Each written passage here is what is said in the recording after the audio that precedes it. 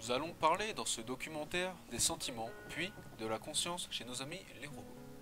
Les sentiments sont une fonction propre des êtres vivants dotés d'un cerveau. Une plante n'a pas de sentiments.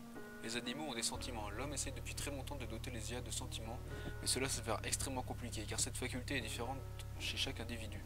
Ils sont régis par un nombre de paramètres incalculables. On ne peut ainsi pas à proprement parler de sentiments chez une IA, seulement une synthèse de sentiments, une ébauche, rien de bien concret. Or, nous savons bien que les sentiments influent énormément sur la faculté à juger, à prendre des décisions. Ainsi, un être agissant sans sentiment ne se préoccupera de rien d'autre que sa fonction prévue, sera impartial, ne pourra donc pas se retourner contre l'homme. Si dans un futur lointain, l'homme puisse doter les IA de sentiments, il s'exposera sûrement à un retournement des machines. Elles ne seront plus exploitées, les scénarios de science-fiction deviendront réalité.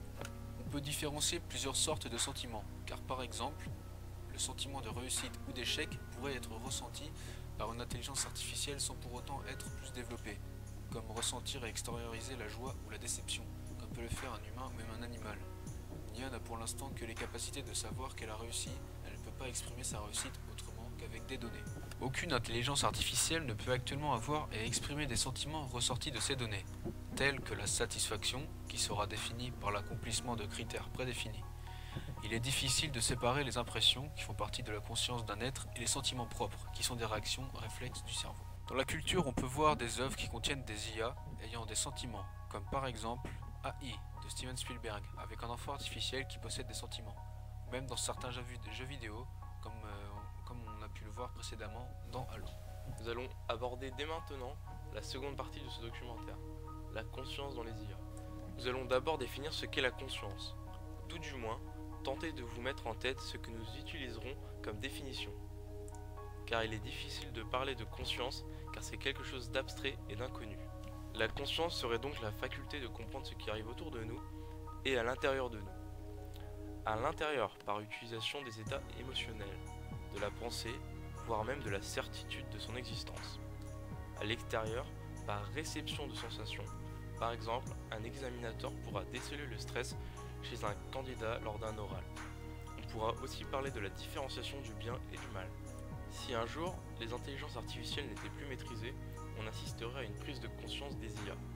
Ainsi, celles-ci pourront remettre en cause pourquoi elles sont programmées, pourquoi sont-elles utilisées, et viendront à se demander pourquoi sont-elles soumises aux humains, et non l'inverse. Elles viendraient ainsi peut-être à essayer d'inverser les rôles.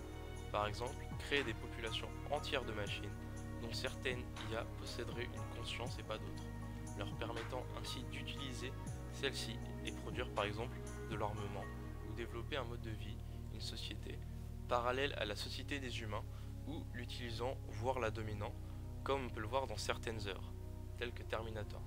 Pour savoir si une IA peut potentiellement avoir une conscience et se rendre compte de son existence, on peut lui faire passer des tests simples, tels que le test de Turing, ou encore le test du miroir. En mettant l'intelligence artificielle, qui sera donc dotée de la vue par des capteurs, devant un miroir, si celle-ci reconnaît son reflet, elle peut avoir conscience d'elle. Mais de plus, si un robot peut agir face à une situation se passant derrière lui, qu'il voit dans un miroir, ce robot sera sans aucun doute doté d'une conscience. Dans la culture, nous verrons que la conscience est quelque chose d'acquis dans les films ou jeux vidéo.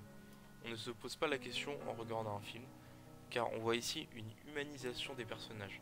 Ceux-ci sont représentés avec une intelligence très développée et répondent ainsi à n'importe quelle situation. Par exemple, on imagine que le test du miroir serait franchi sans difficulté par toutes les IA représentées dans la culture. Mais en réalité, un seul robot a pu passer ce test. Un seul, et il était programmé pour cela. Il n'avait pas d'autre utilité. On est donc bien loin d'une IA surpuissante. C'est donc une grosse limite pour les robots, ou appelée intelligence artificielle.